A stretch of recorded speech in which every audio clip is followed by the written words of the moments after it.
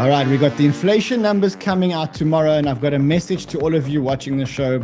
You need to sell your Bitcoin today, and if you don't sell your Bitcoin today, you could risk losing up to 50%. This is no joke. This is no clickbait tile. We're going to talk about what I'm talking about. Also, there is amazing news for anyone involved in the FTX exchange. If you had deposits on FTX exchange, I've got amazing news for you. I think you're going to get a big portion of your money back. So that is probably the best news that can happen, because that could really pump the market. I'm also going to show you a few crazy things today. So it's going to be a big show. And as I said to you on Twitter, oh, it's a green box. Damn, I can't show a green box. How funny is that? It's a green screen, it's a green box, so you can't show it. But I'm holding the box here, which you can go and look on Twitter. And there is a Rolex in the box. How could we not have thought about that? There's a Rolex in the box. And somebody is going to win the Rolex. Somebody is going to win the Rolex. It's a true story.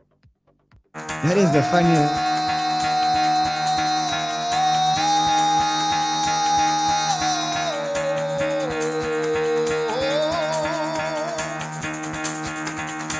Get the fuck out of bed, bitch. Go.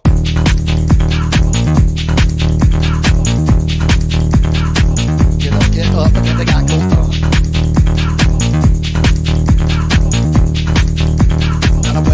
Time to wake up, bitch. Get up. Get up. Get up.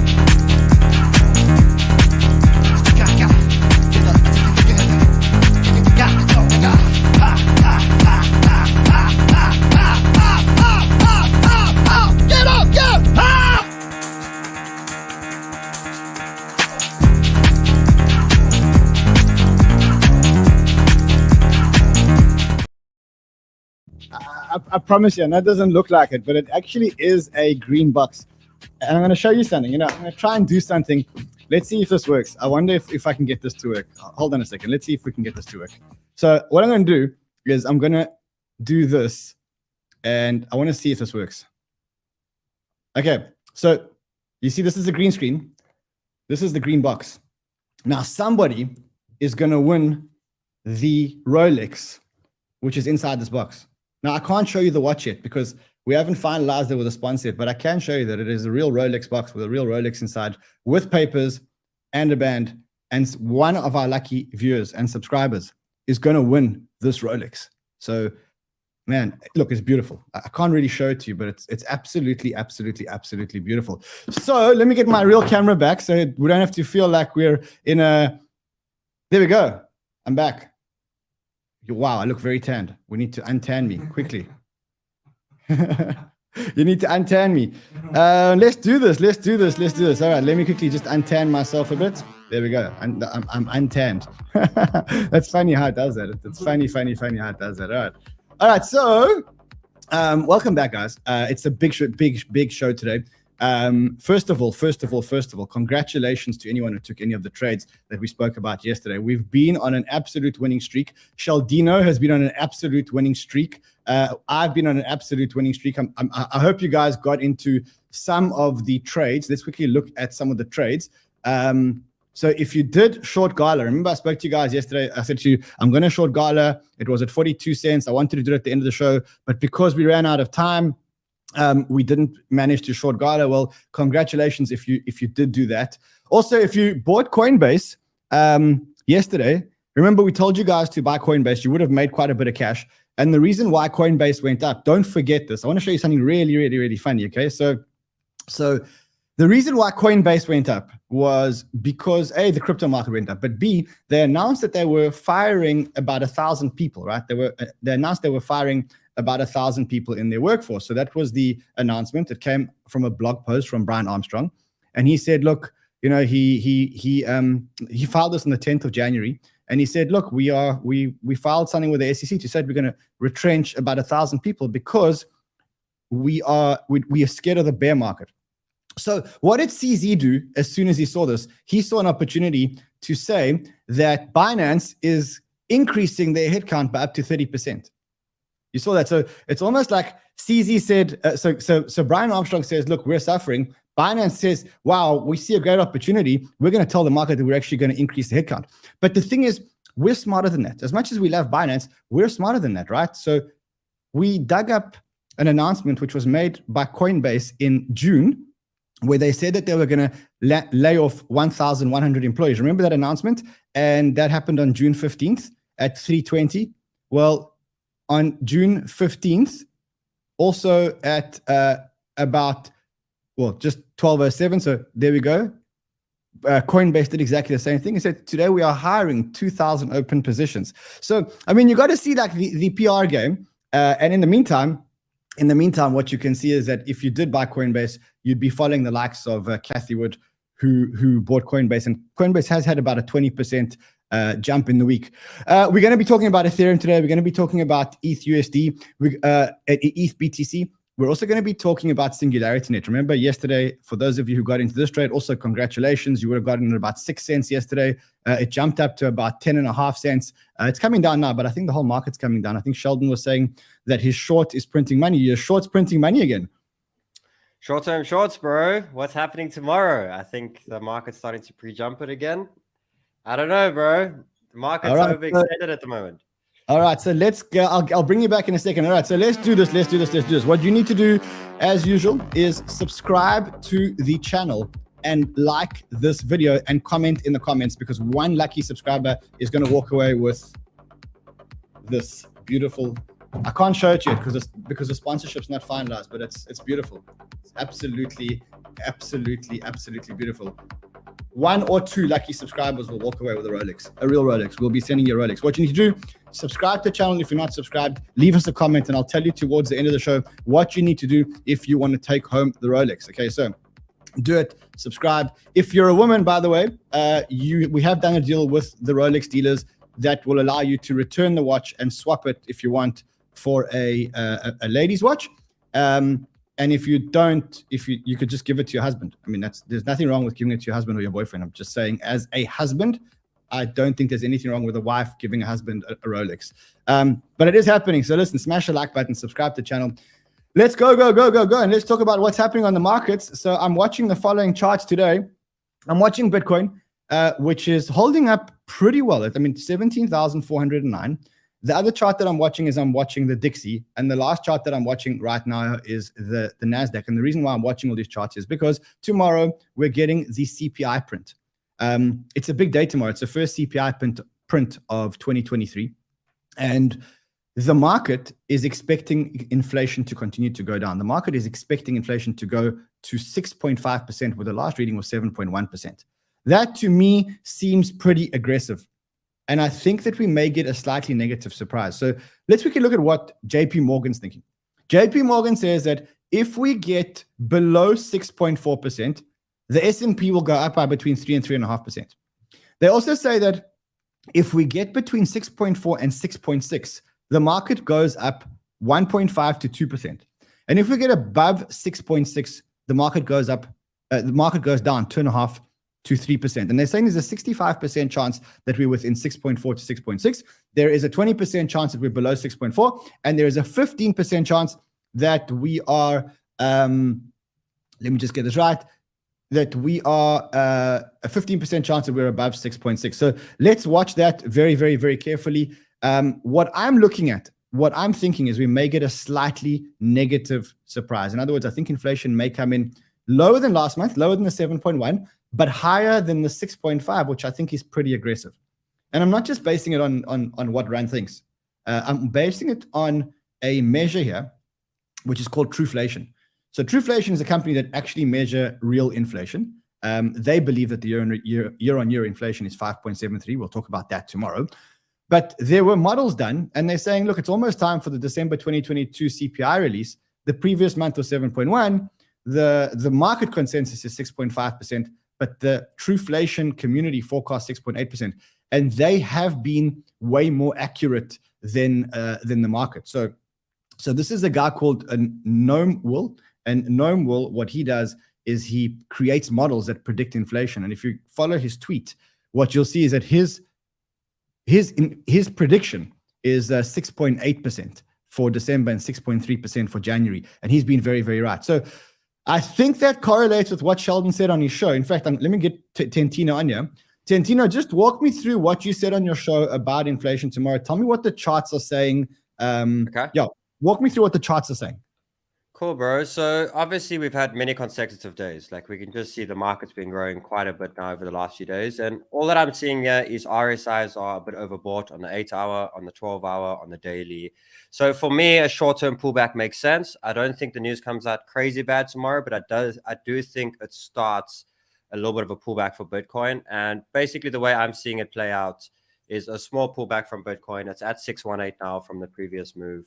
And then hopefully a higher low, we can start to move from that. I think Bitcoin's going to range now for the next, few weeks. I think altcoins are still going to go crazy.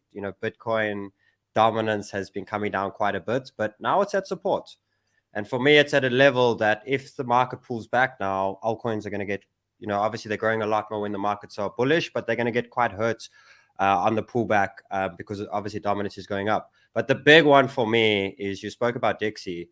And this is the only one that's just very concerning for me at the moment, because if we look at extreme higher time frame weekly, obviously it did crazy things over the last few weeks, but this is support here at the moment. And we have this RSI sort of trailing at the bottom for quite a while. And as long as this Dixie stays in this trend, it's still showing an upward side momentum within the Dixie. So stock market still making a lower high at the moment, while the NASDAQ and the Dixie on support right now. Bitcoin looking for pullback. I think the news comes out a little bit bad tomorrow. A little bit. Not too bad. A little bit.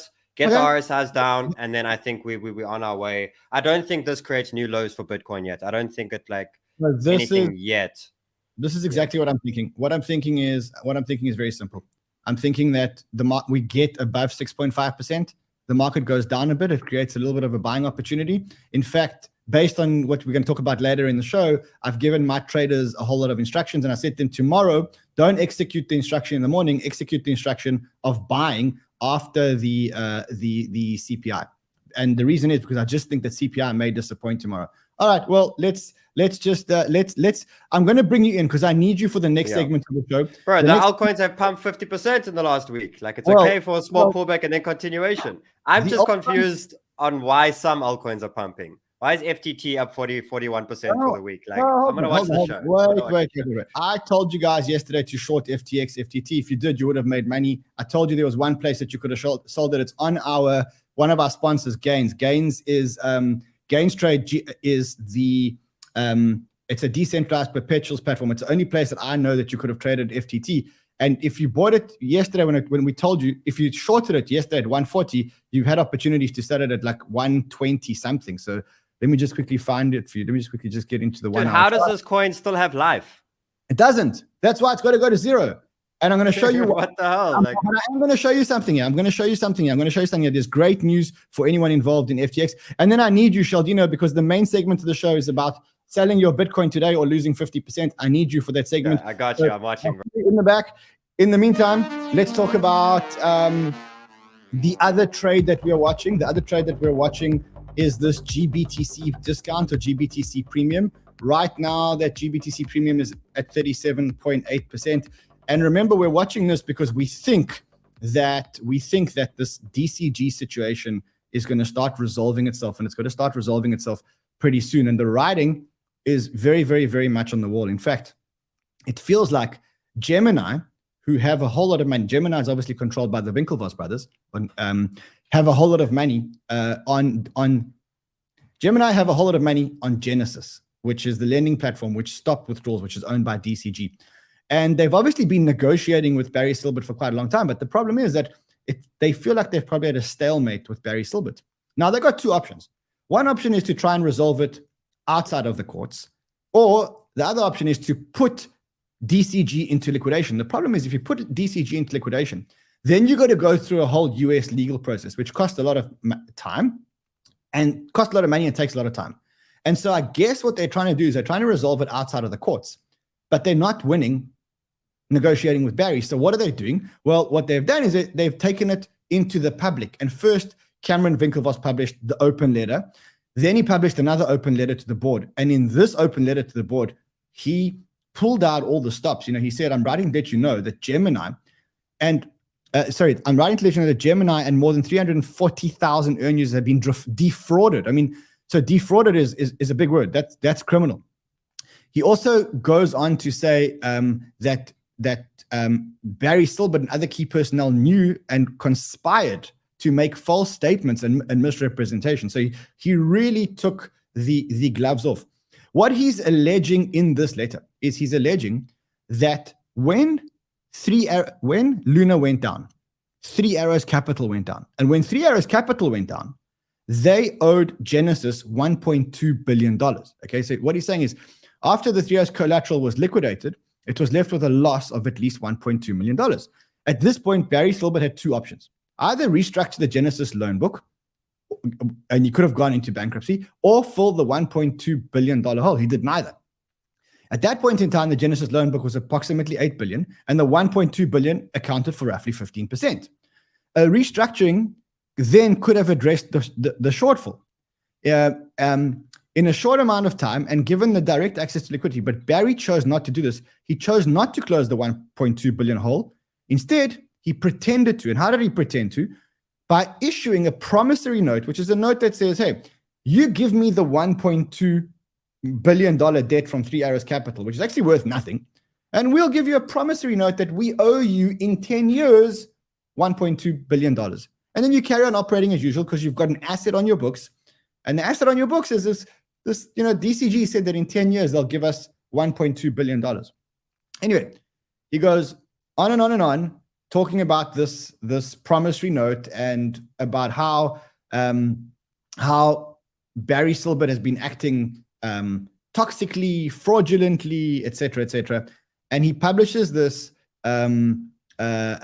He publishes this in the public domain. So now they've taken their fight to the public domain. It says the path forward. For all the reasons mentioned above, there's no path forward as long as Barry Silbert remains CEO of DCG. He has proven himself unfit to run DCG and unwilling and unable to find a resolution. As a result, Gemini, acting on behalf of 340,000 earn users, requests that board remove Barry Silbert as CEO effective immediately and install a new CEO. So that's what he's asking for. Now, it gets a little bit messier because Gemini now stopped their earn program, and they are now going to go into default.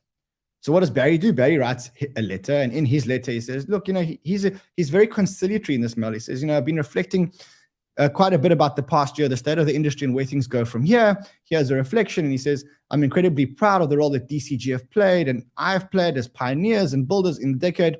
We've invested in over 200 companies that have developed and shaped the industry. We've helped build the first publicly quoted BTC fund, showing all their accolades. We own the most influential crypto media player, the #1 mining pool, the leading prime broker and dominant wallet and exchanges. DCG has also backed a group of emerging fund managers, and he goes on and on and on. He says, I have fond memories of the early days in this industry, working hard to educate and fighting in the trenches with fellow entrepreneurs and investors. Basically saying, look, I was here early and I built this industry, and we used to all work together. He says, this past year has been difficult, been the most difficult of my life. Bad actors and blow-ups have wreaked havoc on our industry, with ripple effects extending far and wide. Although DCG, our subsidiaries, and many of our portfolio companies are not immune to the present turmoil, it has been challenging to have my integrity and good intentions questioned after spending a decade pouring everything into this company and the space with unrelenting focus. And I must say, I can attest to that. I think Barry really has worked and been one of the pioneers in the industry, and I think he did it in good faith. DCG is committed to remaining at the forefront, and we strive to build a better financial system. As this new year unfolds, we are hunkering down with our lean and mean mindset and making meaningful changes. The industry has been hard work, blah, blah, blah, blah. He says, to my peers in the trenches, now is the time to collaborate, cheer each other's success, and collectively take our industry to the next level. Let's grow together, treat each other with respect, and get back to having fun and making a dent in the universe. I can assure you that DCG is certainly committed to doing so. Please refer to my full Q&A over here. So he's trying to say, look, guys, let's work together. Stop fighting with me, etc., etc., etc. But I think this is going to start coming to head. And why I say that is because DCG or Gemini owe Bitvarvo, which is a Dutch exchange. They owe them a whole lot of money, $297 million to be exact. And they gave them an offer to pay 70% of the loan, and the Dutch exchange refused this offer, which means that, what happens is, if you owe people money, you go and make them an offer. If they say no, then what you have to do when they say no is you can either carry on negotiating or you got to go to court. And so I think it's like one of those things where, it's like it's tightening, it's getting to the pinnacle point. And then I think something's going to happen. So let's watch that, because that is something that could happen. Remember, if you want the Rolex, subscribe to the channel, smash a like button. I'm going to tell you in a few minutes how to get the Rolex. And let me tell you, it's an absolute beaut. And I'm going to also tell you that there may actually be 2 Rolexes. And it's real. If you don't believe me, just look at the box. It's a real Rolex. Really, it is. You can see just the Rolex over there. Can you see the Rolex? You can see it. It's real. It's a green box. All right. Unbelievable news for FTX holders. Okay, so remember, the total hold in FTX, we think, was about $7 billion, right? So remember that. We think that Alameda, we think that the hold between Alameda and FTX is about $7 billion. Remember that? And remember that I said to you yesterday and the day before, I said, I think if my calculations are correct, there's $3.5 billion in the US, in the Bahamian liquidator, and over $1 billion in the US. And I said to you guys, I think that may be very good news. And today, it looks like I was right, because FTX has recovered over $5 billion in cash and liquid cryptocurrencies, according to Reuters. So that means that if you were invested in FTX, you may see quite a bit of your money back, maybe even all of your money back. I mean, not all, but very close to all. Because if the whole was $7 billion and they've recovered $5 billion and they're still recovering, that could be a big story. So be careful. Be careful, be excited, keep your eyes on the story. In the meantime, the FTX liquidator wants to start selling assets. He wants to start selling all these assets and getting a whole lot of money back. Now, I found you guys a real degen play. Okay, so listen to this. Real degen play. Real degen play. I found a website called Xclaim. Now, what this website does is it sells claims. So if you've got a deposit on FTX, or if you've got a deposit on Celsius, or if you've got a deposit on Voyager, or if you've got a deposit on BlockFi, this website is a website which allows you to buy and sell your claim. So let me show you. So if I want to go and buy a claim, so I go buy a claim and I choose which claim do I want to buy. And let's say click on FTX and I find a whole lot of claims. So I can go and buy this $2 million claim. I can give them a bid to buy the claim. Now, because I know there's $5 billion that may be recovered, there's a market for these claims. So if you want to sell your claim or buy the claim, go and have a look at this website. It's called Xclaim, and I think it's a very cool thing with all these liquidations. Right now, they seem to be supporting FTX, BlockFi, Celsius, and Voyager. They're saying with FTX, they're getting up to 13.5%. I think that's about to change. Celsius, they're getting about up to 18.5%. Voyager, they're getting about 41%, which is kind of strange because we did have the court approval for Binance US to do a $1 billion deal. Now, in terms of this $1 billion deal, which, by the way, this $1 billion deal was blocked by who? Who do you think blocked or tried to block the Binance US bailout of Voyager customers? I'll give you one guess. Put it in the comments. James, do you know who blocked or tried to block this $1 billion bailout? Start with a K. Mr. O'Leary. No. You know who it was? Who? Let me show you. So the people who tried to stop the deal were Alameda Research, okay, and the SEC, which is supposed to protect investors everywhere. So let's get this straight. When this is not part of it wasn't supposed to be part of the show, but it just gets me so angry. So let's just talk about it for a second. Voyager had a whole lot of deposits from customers, retail customers like you and me, okay? The SEC and the regulators approved FTX bailing out Voyager, okay? When actually FTX was insolvent, printing fake money, loaning money to Alameda, committing wire fraud, etc., etc. When Binance US came with a $1 billion offer, they were against it. The SEC were actually against it. In terms of this offer, you get 51% of your money back. So let me show you a quick trade because I know you guys are a bunch of degens. So in this offer, you get 50. So it says here, if the deal is executed, Voyager customers who have been unable to access their funds since July will get 51% of their capital back. Okay, so if they get 51% of their capital back and you can buy people's claims for 41%, you could make a 10% premium. I'm just showing you how this system works. Yeah, I did show you guys. I showed you guys this, which I think I did show that you guys the CZ versus Brian Armstrong. Every time Brian Armstrong says we're cutting jobs, Binance releases a press release saying, "Hey, we're hiring."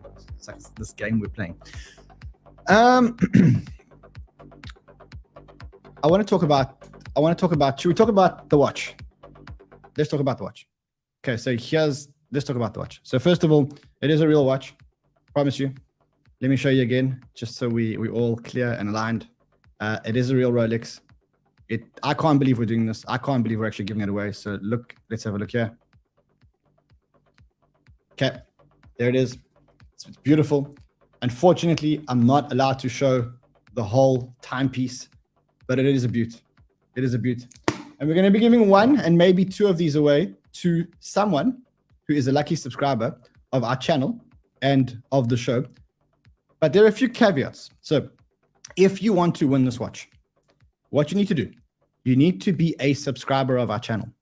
You need to have liked or have commented on our shows between now and the end of Feb.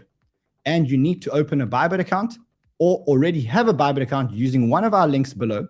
And if you do that, so you open a BYBIT account, you have to take one trade between now and end of Feb. At the end of Feb, we're going to give away the watch. So 28th of Feb or the last show in Feb, we're going to take the watch and we're going to give away this amazing watch. And it's a real Rolex with papers, as you can see in the box. So what do you need to do? Subscribe to the channel, open a BYBIT account. If you've already got a BYBIT account, that's great. You have to take one trade between now and end of Feb. We will send you the watch. Simple as that. That's all you need to do. One trade. You were going to do one trade anyway. Just do it using one of our links on BYBIT. That's it. Stand a chance to win a Rolex. It's real. Tomorrow, hopefully the deal will be signed and I can actually show you the watch. And then we can have some fun. Cool. You got that? Come on. Someone says, no, I don't have BYBIT. Go get BYBIT. Go get BYBIT. Download a NordVPN if you're in a restricted area. Download a NordVPN. Listen to what Ran's telling you. Download a NordVPN. Put $50 in your BYBIT account. Do a trade. And then bang, you get yourself what? I can't just give away a watch, for God's sake. I've got to make you do something. But you got to be a subscriber and you got to have liked and you've got to have commented. End of story. Who else in the world would give you a real Rolex? Who else in the world would give you a real Rolex? Come on. Sign up. I promise you, by the end of February, someone is going to take home this Rolex and there may be a second Rolex. I'm talking to a sponsor to maybe give you guys a second Rolex. Mark my words. This Rolex is it's probably worth about $30,000. Probably, if you could even get it. Tomorrow, hopefully the deal will be signed. I'll actually be able to show it to you. All right, let's talk about the main part of the show. And the main part of the show is what I said here. I said, sell your Bitcoin today or lose 50%. And that's one day ahead of the CPI numbers. But that's just a coincidence, actually. There's no link between, there's zero link between the inflation numbers and the fact that I want to sell, that I want you guys to sell your Bitcoin. In fact, the real reason why I want you guys to sell your Bitcoin, or the real reason why I'm selling some of my Bitcoin, a lot of my Bitcoin, is actually I'm selling about 30% of my Bitcoin. And don't take this lightly, and I'll tell you why. Because ever since I got into crypto in 2014 or 2015 or whenever the hell it was, I've been accumulating Bitcoin every opportunity I can get. Every time that I've had spare money, every time that I could sell something, every time I did that, all I did was I bought Bitcoin. And then I took a look at my Bitcoin balance, and my Bitcoin balance was pretty high. But the problem is that something else happened. My Bitcoin balance was very, very high. Problem is that when I looked at my ETH balance put me into a flat panic. And what happened there was I started to panic and say, I actually don't have enough ETH. I don't own enough ETH. And the main reason why I say I don't own enough ETH is because in the beginning of the year, I looked at this chart, and one of the things that this chart told me, which is, by the way, the ETH BTC chart, is this chart told me that ETH was going to outperform Bitcoin this year. And that was something that I said, hold on, if ETH's going to outperform Bitcoin and I've got way more Bitcoin than I've got Ethereum, I've got a big problem.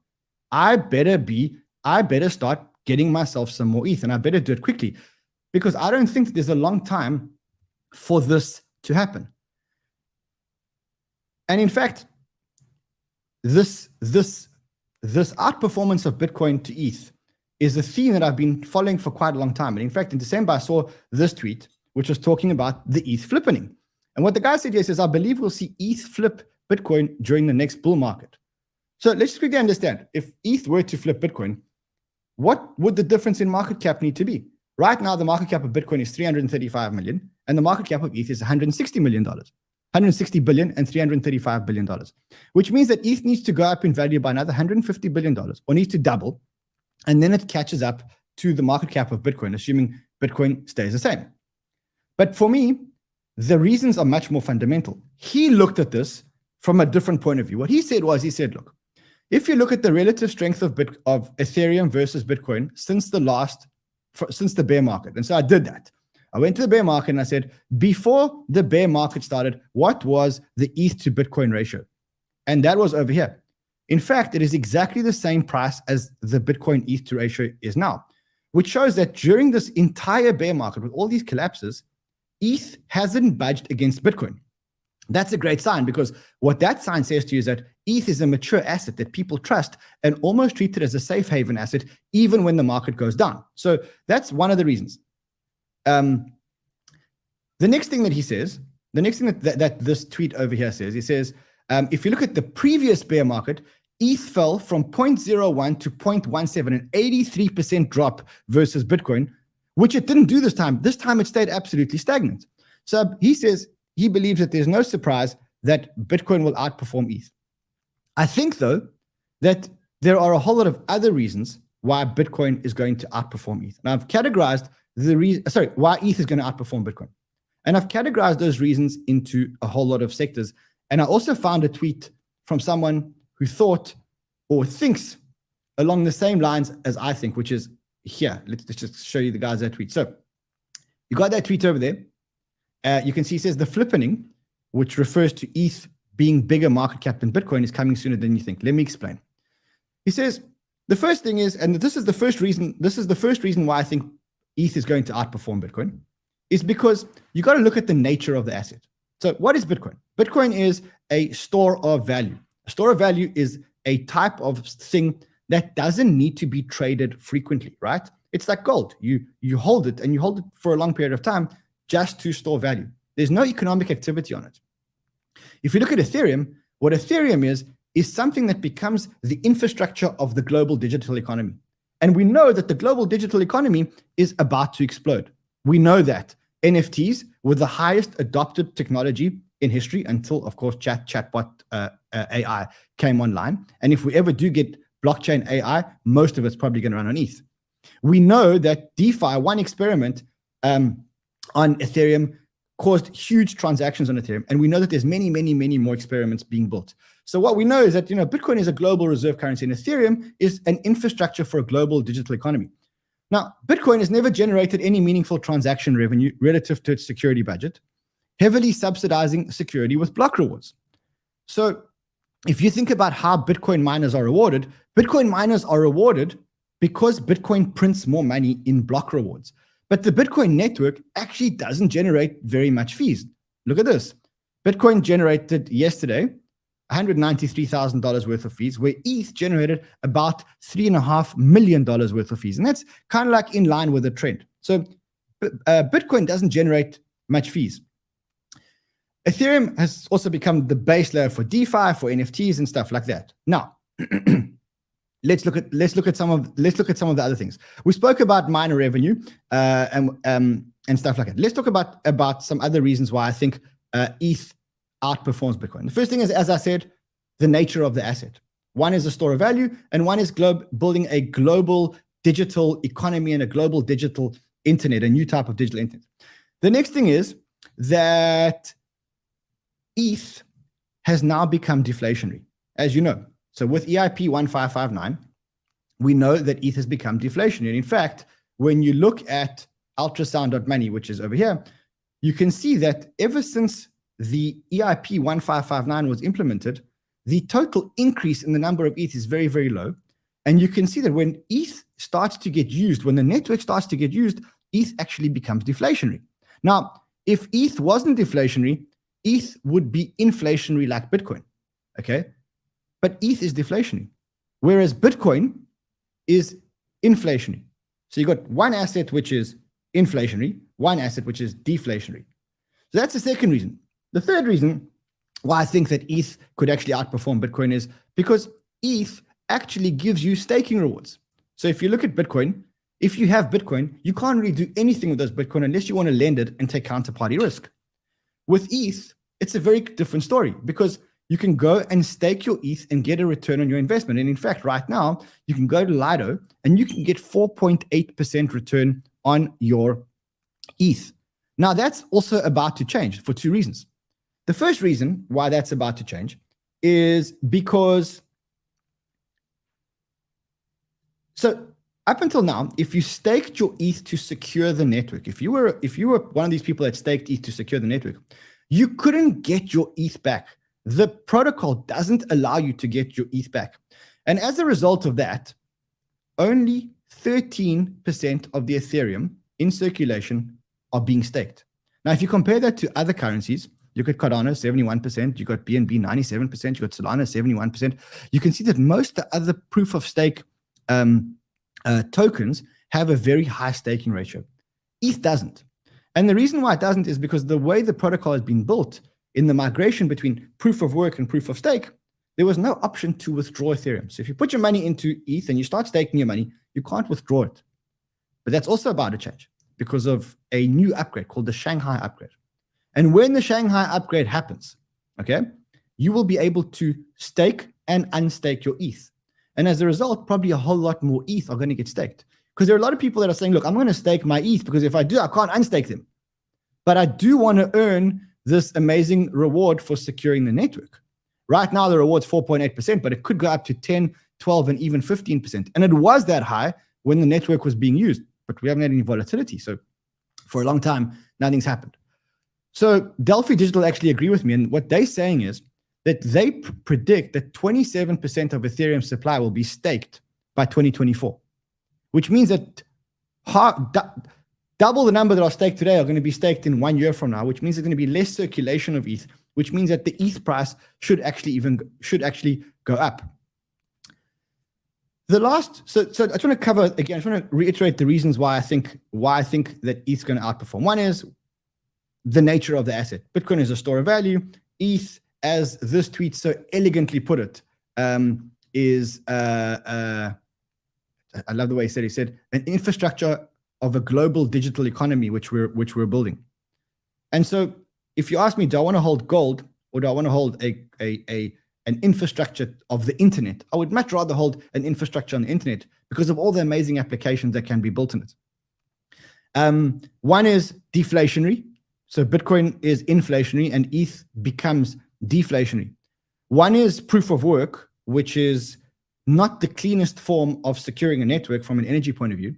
And the other one is proof of stake, which is very, very clean. Now, if you're an institution and you want to allocate capital into crypto, would you rather allocate your money into a asset that is inflationary, has no yield, and is proof of work, which is not good for the environment, and you look bad with your board and with your customers? Or would you rather allocate to a deflationary asset that is earning a yield of between 5 and 15% and is ESG friendly? What would you rather do? So that just shows you one of the other reason why I'm so bullish on ETH versus Bitcoin. The last reason why I'm bullish on ETH versus Bitcoin is because of this tweet. In fact, hold on a second. I saw this, which shows ETH is paying a higher rate than T-bills at the moment. Now, most people don't understand that, but when you're a fund manager and you're deploying capital and you can get 3.5% on a T-bill, or you can get between 5 and 15% on ETH in a high inflation, in a high interest rate environment, it becomes an alternative. Staking actually becomes an alternative, and I believe it's going to start becoming an alternative. Lastly, the last reason why I think ETH, why I'm so bullish on ETH, is because the scaling solutions, Matic, Arbitrum, Optimism, their transactions now exceed the number of transactions that Ethereum is doing. So this came from a tweet from Westy Capital. It says the flippening no one is talking about is Optimism overtakes Arbitrum for daily active addresses, and Optimism and Arbitrum basically overtake Ethereum. So if you combine the two of them, they actually overtake Ethereum when it comes to it. And the reason why that makes me so bullish is because if you look at all the layer 2s on Ethereum, you look at Optimism, you look at Arbitrum, you look at Immutable X, you look at ZK Sync, you look at all of these and you say, when you combine these, they're doing way more transactions than Ethereum. Now, very, very, very soon, there's another ETH upgrade. I don't remember which upgrade it is. I think it's 4844, EIP 4844. But there's another ETH upgrade. And what this ETH upgrade does is it makes the side chains on Ethereum way more scalable. It makes the scaling solutions way more scalable. I'm not going to get into technical details of how it does that. But when that happens, all of a sudden, you open yourself up to payments happening on Ethereum, which is big, which is huge news, because if you can start making payments on Ethereum with very low gas fees, that absolutely changes the game. So that is why I'm so bullish on Bitcoin versus ETH. And my natural inclination is to sell a whole lot of my Bitcoin right now, today, and to buy Ethereum. Okay? Question is this a good move? So let's get the man in here to look at the charts. Tentino. When you look at you broke the you broke the chat about Rolex. I think I've seen 1,000 comments on Rolex. Well, people know what to do. People know what to do. And one more question, just before you jump into this over here. I see this comment over here, and I think we can do something if we get to 600k subs. Something with the banter bag. Something. Right now, I'm worried about end of Feb. This baby over here. Okay, let's speak about it. I'm going to jump on the charts now quick. I think Ethereum's best chance to flip Bitcoin has to be in a bear market, not in a bull market. I think in a bull market, I think by the time, so this is the year I see Ethereum like slowly creeping up to Bitcoin. Like, look at it. Let's be honest now. If we look at this chart throughout the bear market, this is how ETH has outperformed. Well, not outperformed, but gone against Bitcoin. It's actually incredible. You know, the markets have come down 70-something%. ETH is incredibly strong right now. And now we're getting to a point where we're thinking a possible range, maybe one more low from Bitcoin. We will see. But now when we're getting to this bottom range, all of a sudden ETH starts breaking this important wedge over here. And for me, if I start looking at ETH to Bitcoin on an extreme high time frame, firstly, I am seeing some sort of huge ass cup and handle, definitely. From the 2018 bear market. So wait, just take me back one second. Look at the cup and handle, okay? Yeah. So look at where the ETH BTC ratio is now, which is 0.7. What is it on your screen? 0.7? 0.76. Okay. The next resistance level for ETH BTC is there's one small resistance level at about 85. 85.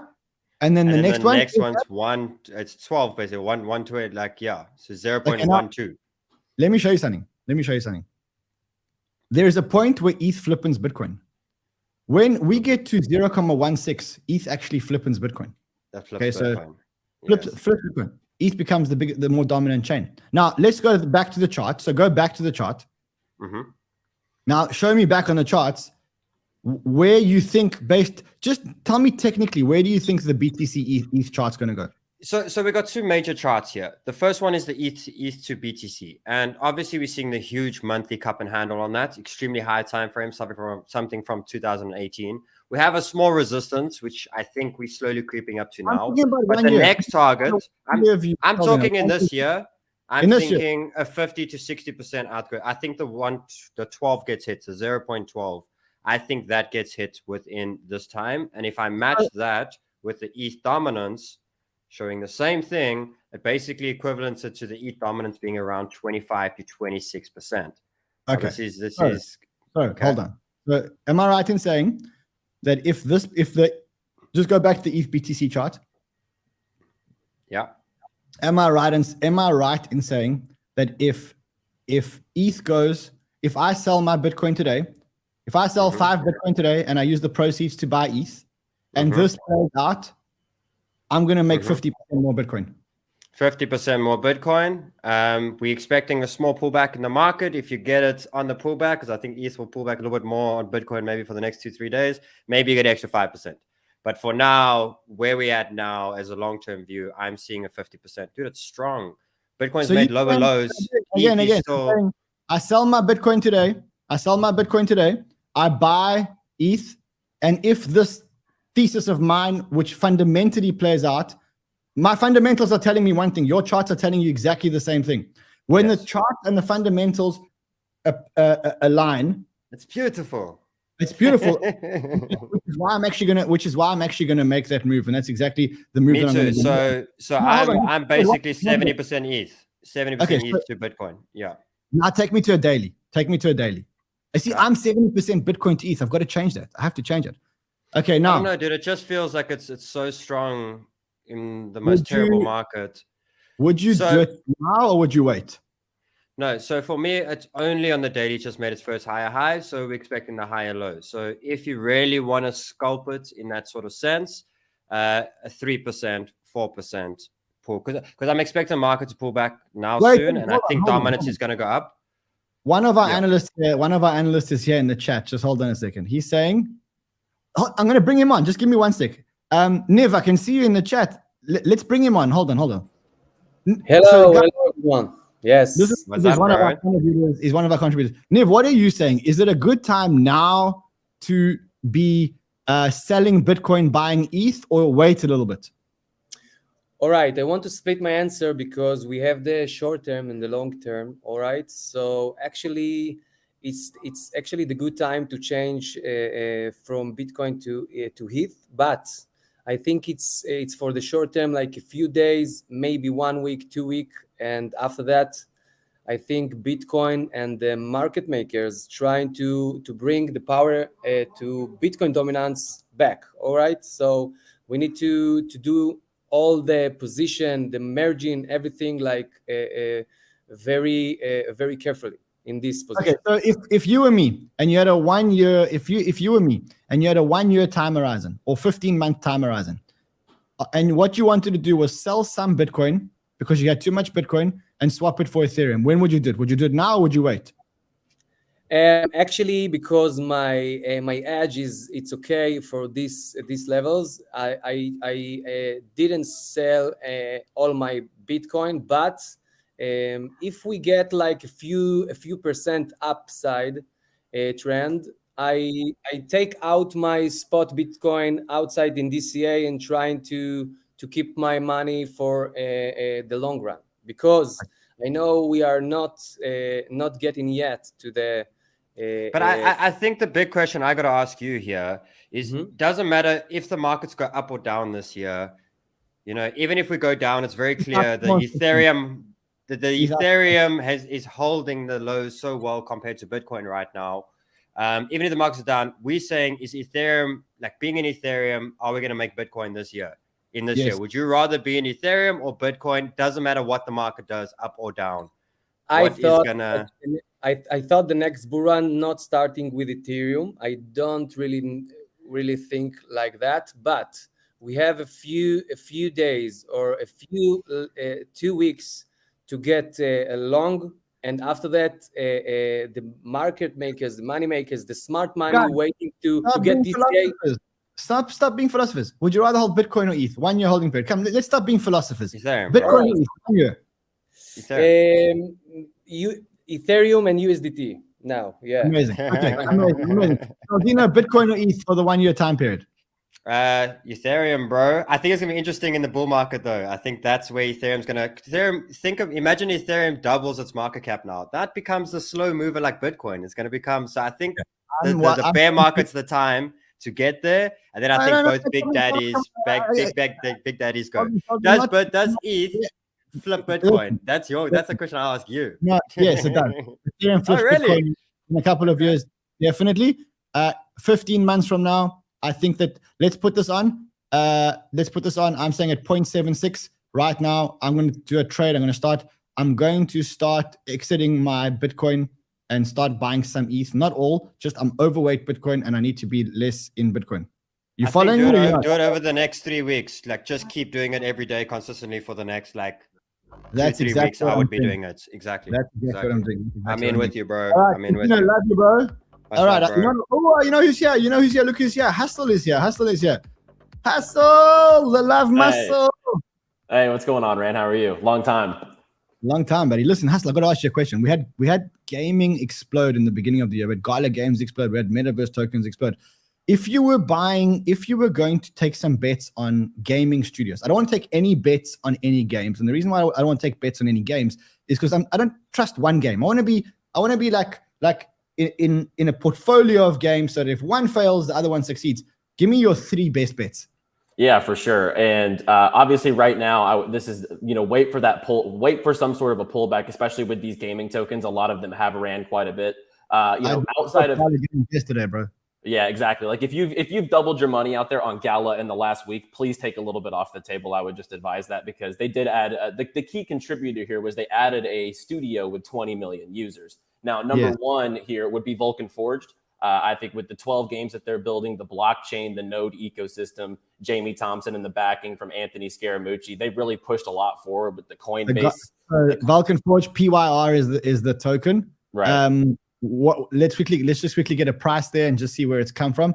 What else would you be looking at? Yeah, Ultra for sure. Ultra is not getting as much love in this current run right here, which is a good, it's good for anyone who's looking for those accumulations, right? But Vulcan Forge, I believe is up about 25% this week and is still quite a bit from all-time highs. And all they've done is build in this bear market. Number 2 would be Ultra. Ultra is pushing over 150 games onto their platform, NFT marketplace, really trying to be like the Steam, the main distributor from the crypto gaming space. And I think they have a really good lane to be the Web3 native hub for that, right? Because we've seen Epic Games get involved. We're seeing Steam actually reverse their stance. So I think that Ultra still has a lot of potential, and it's not really getting that love in this market yet. Give me one more. One more.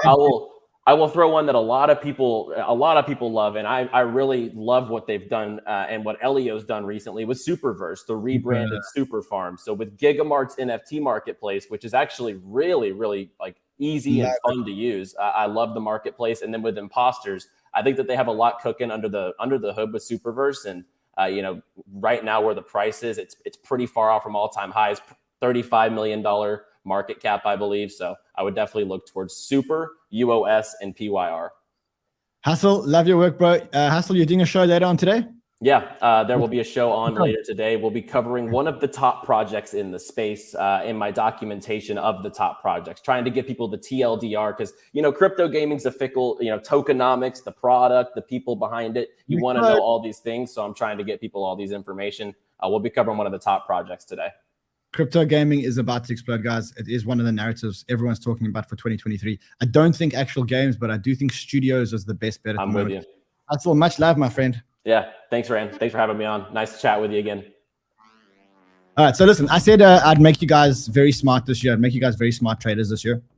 And one of the ways that you can become a very smart trader is if you learn how to actually use options. We're going to talk about the Rolex again in a couple of seconds, but is if you learn how to use options. Now, I want to show you guys, one of our new sponsors is Deribit. And Deribit is an options exchange. What they allow you to do is buy and sell options. Now, options are pretty complicated to retail investors, but we're going to make it very, very, very simple for you guys, right? We're going to teach you guys how to use options and what options are, and you're going to learn how to buy and sell and trade options. And options are an amazing, amazing, amazing tool. I'm going to show you very simply, and we're going to do this over a long period of time, but I'm going to show you very simply how cool options are. So what an option allows you to do is exactly what it sounds like. It's the option. It gives you the option to buy a certain token at a certain date in the future. So in this case, I'm looking at Ethereum, and I'm looking at options which expire, as you can see, on the 29th of December, 2023, which means that I'm looking to take a bet on Ethereum 1 year from now. So on the 29th of December, 2023. And I'm taking a bet that the price of Ethereum in 1 year from now, 1 year from now will be higher than the price of Ethereum is today. So let me make this a little bit bigger for you guys, because I know some of you guys are watching on your phones. But there's a thing called the call option. And this call option allows me to buy Ethereum on the 29th of December, 2023 at any price that I choose, I'm going to choose a price of 1400, which is just above where the price is now. And if I want to buy that option, it will cost me $305. So if I think that Ethereum is going to be higher than $1,400, I pay the $305, I buy the option, and if Ethereum does go over $1,400, then I make anything above the $1,400. So let me give you a practical example. I think Ethereum is going to go up in value. I buy this option that Ethereum will go up in value. I buy a $1,400. I take a price, a strike price, which is $1,400. And I say, I think Ethereum on the 29th of December, 2023 is going to be above $1,400. And I buy the option. I pay $305 for that option, right? So I go and I buy one option at $305. See, I buy one option at $305. Now, if I buy this option, okay, so I just buy the option.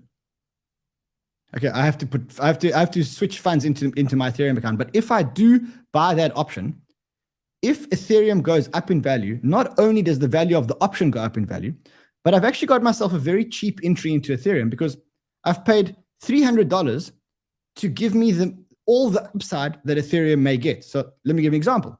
If Ethereum is trading at $3,000 at the end of the year, if it goes to $3,000 at the end of the year, and I've paid $300 to buy the option, then anything above $1,400 plus $305, so anything about $1,700 is pure profit that I get. So it's a cheap way of getting profit and taking a bet. So tomorrow, what I'm going to do is I'm actually going to start buying these options because I do think that at the end of the year, Ethereum may go up in value. If you want to join me, and we're going to be doing a whole lot of options trading. We're going to start from the beginning, which is what I've just showed you, a very simple call option. We're going to teach you guys how to use these options. Oh, I'm getting Sheldon. Okay. So if you want to buy these options, there's a referral link below. Use the referral link, sign up with Deribit, and we'll start trading options. I'm going to show you how options can make you a master trader. They can really make you smarter than everybody else, everybody else out there. All right, just before we go, let's quickly look at Bitcoin, 17,411. Market's looking pretty dull. Remember, if you want this, we are giving one away. It's going to be given away at the end of Feb. It's so simple, guys. It's so simple. All you need to do, you need to go to the link below. Let's just quickly, I'm actually going to show you how simple it is, right? You go here. Let's just quickly do it. Because, some people don't know exactly how to do this. So we go here. You go to today's show. You click on today's show. And you open a BYBIT account using this link or any of the Crypto Banter links. Anyone that has a BYBIT account using Crypto Banter link. You take a trade between now and the end of Feb. Any trade for any amount of money between now and the end of Feb. At the end of Feb, we will randomly choose one person who is, number one, you got to be a subscriber to the channel. Number two, you have to have a BYBIT account using our referral link. Number three, you have to like, comment, subscribe, comment on the shows. Number four, go and join our Discord. And we will give away a Rolex, this Rolex. I'm not allowed to show you the face of the Rolex until we actually give it away or until we actually sign the documentation. It's the easiest way you're going to get a Rolex. And you know what? There's two that are going to be given away now. And we're probably going to carry on doing it. So just trust what I'm saying to you. Go. Do what you need to do. I'll see you guys again tomorrow. Remember, big inflation numbers tomorrow, so it's going to be a huge show. Until then, have fun. Trade well, my friends.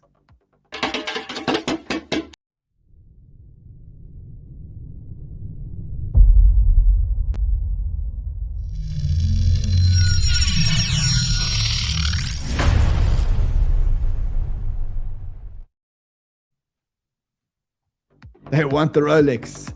Everybody wants the Rolex. Everybody wants that Rolex. Everybody wants it.